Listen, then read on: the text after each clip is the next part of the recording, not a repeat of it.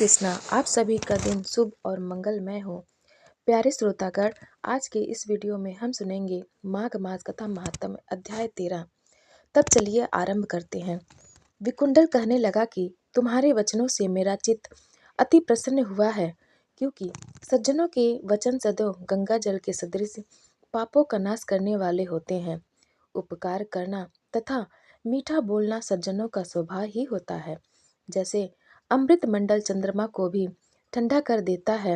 अब कृपा करके यह भी बतलाइए कि किस प्रकार मेरे भाई का नरक से उद्धार हो सकता है। तब दूत कुछ देर ज्ञान दृष्टि से विचार कर मित्रता रूपी रस्से से बंधा हुआ बोला कि हे वैश्य, यदि तुम अपने भाई के लिए स्वर्ग की कामना करते हो तो जल्दी ही अपने 8 जन्म के पुण्य फल को उसके निमित्त अर्पण कर दो। तब विकुंडल ने कहा कि हे दूत, वह पुण्य क्या है और मैंने कौन से जन्म में और कैसे किया है, सो सब बतलाओ, फिर मैं अपना पुण्य अपने भाई को दे दूंगा। दूत कहने लगा कि हे वैश्य, सुनो, मैं तुम्हारे पुण्य की सब कथा कहता हूँ। पूर्व समय में मधुवन में साल्की नाम का ऋषि था। वह बड़ा तपस्वी, ब्रह्मा के समान तेज वाला था। नवग्रह की तरह उसकी स्त्री रेवती के 9 पुत्र थे, जिनके नाम ध्रुव, शशि, बुध, तार, ज्योतिमान थे। इन पांचों ने गृहस्थाश्रम धारण किया था। निर्मोह, जितमाय, ध्यान निष्ठ और गुणातज्ञ, ये चारों संन्यास ग्रहण कर वन में रहने लगे। ये शिखा सूत्र से रहित पत्थर और सोने को समान समझते थे।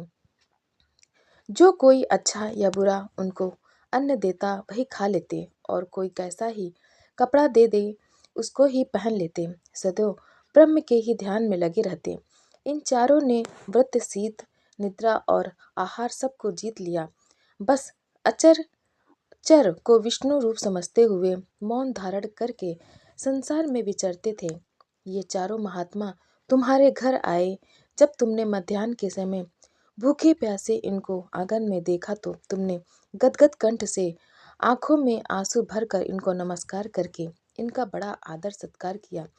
इनके चरणों को धोकर बड़े प्रेम से तुम इनसे कहने लगे कि आज मेरे अहो भाग्य हैं, आज मेरा जन्म सफल हुआ, मुझ पर भगवान प्रसन्न हुए, मैं सनाथ हुआ, मेरे माता पिता, पत्नी, पुत्र, गौ आदि सभी धन्य हैं, जो आज मैंने हरि के सदृश आपके दर्शन किए।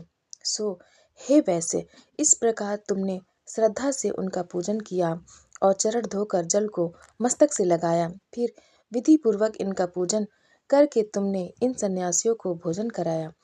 इन सन्यासियों ने भोजन करके रात को तुम्हारे घर में विश्राम किया और ब्रह्मा के ध्यान में लीन हो गए। इन सन्यासियों के सत्कार से जो पुण्य तुमको मिला सो मैं भी कहने में असमर्थ हूँ, क्योंकि सब भूतों में प्राणी श्रेष्ठ है। प्राणियों में बुद्धि वाले, बुद्धि वालों में मनुष्य, मनुष्यों में ब्राह्मण, विद्वानों में पुण्यात्मा और पुण्यात्मों में ब्रह्मज्ञानी सर्वश्रेष्ठ है। ऐसी ही संगति से बड़े बड़े पाप नष्ट हो जाते हैं। यह पुण्य तुमने अपने पहले 8वें जन्म में किया था। सो यदि तुम अपने भाई को नरक से मुक्त कराना चाहते हो तो यह पुण्य दे दो। सो दूत के ऐसे वाक्य सुनकर उसने प्रसन्न चित्त से अपना पुण्य अपने भाई कुंडल को दे दिया और वह नरक से मुक्त हो गया और दोनों भाई देवताओं से पूजित किए गए। तब दूत अपने स्थान को चला गया। इस प्रकार वैश्य के पुत्र विकुंडल ने अपना पुण्य देकर अपने भाई को नरक की यातना से छुड़वाया।